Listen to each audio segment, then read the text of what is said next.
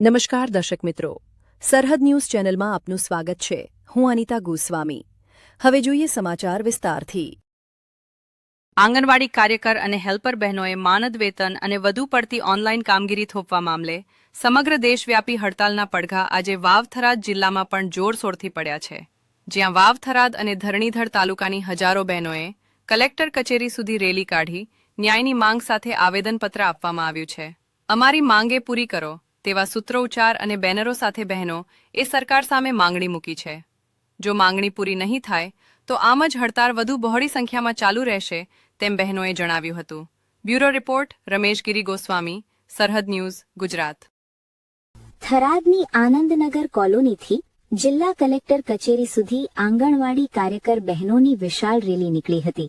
આ આંદોલનનું નેતૃત્વ કરી રહેલા લીડર કાર્યકર્તા રેખાબેન જોશીએ આક્રોશ સાથે જણાવ્યું કે તેઓ લાંબા સમયથી પડતર પ્રશ્નો અને નવી માંગણીઓ માટે લડત આપી રહ્યા છે. તેમની મુખ્ય માંગણી છે કે તેમને માનદ વેતનની ગુલામીમાંથી મુક્ત કરી વર્ગ 3 અને વર્ગ 4ના કર્મચારી તરીકે કાયમી સમાવેશ કરવામાં આવે. આ ઉપરાંત બહેનોએ ઓનલાઈન કામગીરીના બોજ સામે પણ સવાલો ઉઠાવ્યા છે. તેમણે માંગ કરી છે કે સરકાર તેમને સારા મોબાઈલ આપે અથવા ઓનલાઈન કામગીરીનો ભાર ઓછો કરે. આંગણવાડી બહેનોને ICDS સિવાયની ઇતર કામગીરી ન સોંપવી, લાયકાત મુજબ બઢતી આપવી અને ખાદ્ય સામગ્રીના બિલો બજાર ભાવ પ્રમાણે ચૂકવવા જેવી કુલ 11 માંગણીઓ સાથે અધિક કલેક્ટરને આવેદનપત્ર સોંપવામાં આવ્યું છે. રેખાબેને સ્પષ્ટ ચીમકી આપી છે કે જો આગામી રાજ્ય બજેટમાં તેમના પગાર વધારા કે કાયમી કરવા અંગે કોઈ સકારાત્મક નિર્ણય નહીં લેવાય તો તમામ આંગણવાડી કેન્દ્રોને તાળાબંધી કરી બહેનો ભૂખ હડતાલ પર ઉતરશે. આજે અમે આવેદન આપવા આવ્યા કે અમારે બહેનોને માનદ વેતનમાંથી દૂર કરો, સરકારી કર્મચારી જાહેર કરો અને વધારાની કામગીરી છે એ બંધ કરો. ઘણા બધા પ્રશ્નો લઈને આજે અમારી બધી કાર્યકર બહેનો અને તેડાગર બહેનો ભેગા મળ્યા છે. 16 અને 17 તારીખે બજેટ જાહેર થવાનું છે.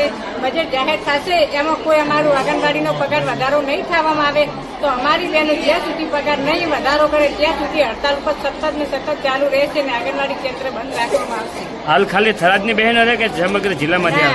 આજે વાવ, દિયોદર, વાભર, લાખણી, થરાદ, સોયગોમ બધી જ બહેનો આવેલી છે. આખા જિલ્લાની થરાદ જિલ્લો બધો જ આવેલો છે. ધરણીધર આ હડતાલમાં જોડાયેલા અન્ય કાર્યકર ધર્મિષ્ઠાબેને જણાવ્યું કે હાઈકોર્ટ દ્વારા અપાયેલા ચુકાદાનું સરકાર પાલન કરે તે ખૂબ જ જરૂરી છે.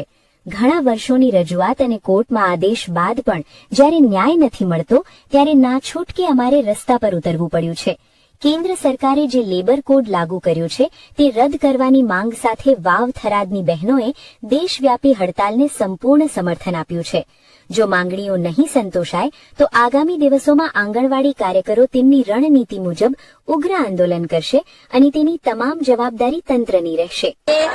થરાદ જિલ્લા ખાતે અમે આંગણવાડી કર્મચારી સભા ગુજરાત દ્વારા અહીંયા આજે રાષ્ટ્રવ્યાપી હડતાલને સમર્થન કરી અને આંગણવાડી કાર્યકર અને હેલ્પરો દરેક અહીંયા આજે ભેગા થયા છીએ અને અમારા પડતર પ્રશ્નોને લઈને અહીં આજે અમે આવ્યા છે કે નામદાર હાઈકોર્ટે જે ચુકાદો અમારો આપ્યો છે 24,800 અને હેલ્પરનો 20,500 જે હજી સુધી સરકાર દ્વારા કોઈ નિર્ણય લેવામાં આવ્યો નથી અને આગામી જે 16 તારીખે બજેટ ગુજરાતનું જાહેર થવાનું છે એમાં અમારું કોઈ પણ જાહેરાત કરવામાં નહીં આવે તો અત્યારે તો અમે આટલા જ છીએ પણ આગળ જતા અમારો વધારે પ્રમાણમાં બહેનો ભેગી થઈ અને અમે સદંતર અમારી કામગીરી બંધ કરી અને હડતાલ ઉપર બેસી જાશું. અમારી જે માંગો છે આજ સુધી 2022થી જે મોબાઈલ વર્ષો જૂના આપવામાં આવ્યા છે ને ઓનલાઈન કામગીરી રોજની રોજ વધતી જાય છે. FRS, AVT નવું આયા જ કરે છે તો આ બધું અમે અમારા ઘરના ફોનમાં કેટલું કામ કરીએ અને એ કામ કરવામાં જે સરકારનો આદેશ છે કે પોષણ અને પૂર્વ પ્રાથમિક શિક્ષણ એ બાળકને અમે આપી જ નથી શકતા બિલકુલ. જે એના ઉપર અમે ધ્યાન જ નથી આપી શકતા. 24 કલાક બસ મોબાઈલમાં FRS ફોટો લો, આનો ફોટો લો બસ આ જ કરી રહ્યા છીએ. અત્યારે હાલ અમે અમારા બાળકો પ્રત્યે અમે કોઈ કામ કરી શકતા નથી અને સરકારશ્રીને વિનંતી છે કે હવે આ બહેનોને તમે કેટલું હેરાન કરશો માટે કરી અને આ બધું વધારાની કામગીરી જે છે હાઈકોર્ટનો ચુકાદો છે કે આંગણવાડી કાર્યકરો જોડે કોઈ પણ વધારાની કામગીરી કરાવવાની છે જ નહીં છતાં પણ કાયમ રોજ નવી વધારાની કામગીરીઓ આવી રહી છે અને સરકાર કરાવી રહી છે. એટલે માટે આ બધી કામગીરીઓ બંધ કરો. અને અત્યારે મોંઘવારી આસમાને પહોંચી છે. જે ધારાસભ્યોના અત્યારે પગાર વધારાની વાતો ચાલી રહી છે, ધારાસભ્યોને પગાર ઓછા પડે છે, તો અમારે 10,000માં કેમ પૂરું થતું હશે? એટલું તો સરકારને વિચારવું પડે કે ધારાસભ્યને આટલા પગાર હોવા છતાં એમને ઓછું પડે છે, તો આ બહેનોના ઘર કઈ રીતે ચાલે? એટલું તો સરકારને સમજવું જોઈએ. અને અમારા જે મુદ્દા છે એ અમે આજ કલેક્ટર સાહેબને આવેદન આપવાના છીએ. એ આવેદનમાં અમે દરેક મુદ્દા આવરી લીધા છે અને એ મુદ્દા સરકારશ્રી સુધી કલેક્ટર સાહેબ પહોંચાડશે એવી અમને આશા છે. અને તમે મીડિયા પણ અમારી આ વાત સરકાર સુધી. આજે શું આંગણવાડી કેન્દ્રો ખુલ્લા છે કે બંધ? અમારી આંગણવાડીની ઓનલાઈન જે અમારે ખોલવાનું હોય કેન્દ્ર, એ ઓનલાઈન અમે ક્લોઝ કરી દીધું છે, બંધ બિલકુલ. એટલે કે બીજા કોઈ પણ અમારી હાજરી ભરી શકે નહીં. એટલે ઓનલાઈન પણ બંધ છે ને અમારી હેલ્પરો અમારા સાથે જ છે. આજે થરાદમાં આંગણવાડી બહેનોના આક્રોશે સરકાર માટે મોટી મુશ્કેલી ઊભી કરી છે. હવે જોવાનું એ રહેશે કે બજેટ પહેલા સરકાર આ હજારો બહેનોની આજીવિકા સાથે જોડાયેલા પ્રશ્નોનો ઉકેલ લાવે છે કે પછી આંદોલન વધુ ઉગ્ર સ્વરૂપ ધારણ કરે છે.